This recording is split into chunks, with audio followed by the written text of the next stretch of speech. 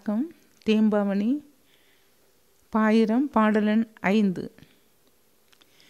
முறை அடுத்தரு நூலோர் உள் மூழ்கிய உவப்பிலன்ன துறை அடுத்தள்ளி உண்ணும் துணிவிலான் என்னை நோக்கில் குறை எடுத்தன என்றன்னார் கொடுஞ்சினத்துருக்கள் நன்று பறை எடுத்துலகம் கேட்ப பழித்தனை நகைக்கல் நன்றோ.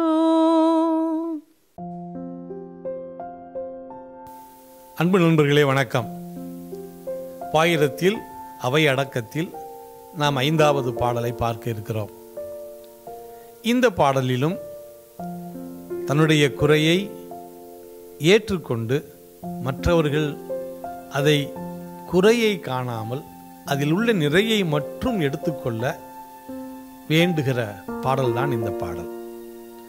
முறை அடுத்து அரு நூலோர் உள் மூழ்கிய உவப்பில் அன்ன துறை அடுத்து அள்ளி உண்ணும் துணிவிலான் என்னை நோக்கின் குறை எடுத்தனை என்று அன்னார் கொடுஞ்சினத்து உருக்கல் நன்றோ பறையெடுத்து உலகம் கேட்ப பழித்து எனை நகைத்தல் நன்றோ.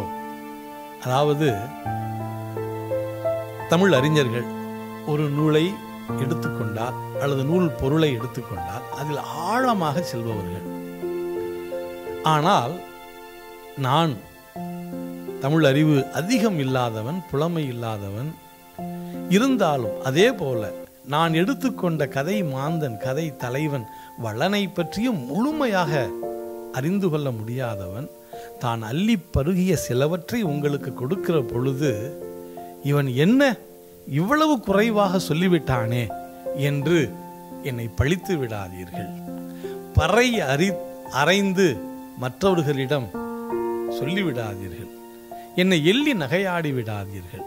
என் குறையை அறிந்து ஏற்றுக்கொண்டு நிறையை மட்டும் எடுத்துக்கொள்ளுங்கள் என்று அவை அடக்க பாடலாக இந்த பாடலில் கூறுகிறார் முனிவர். நன்றி.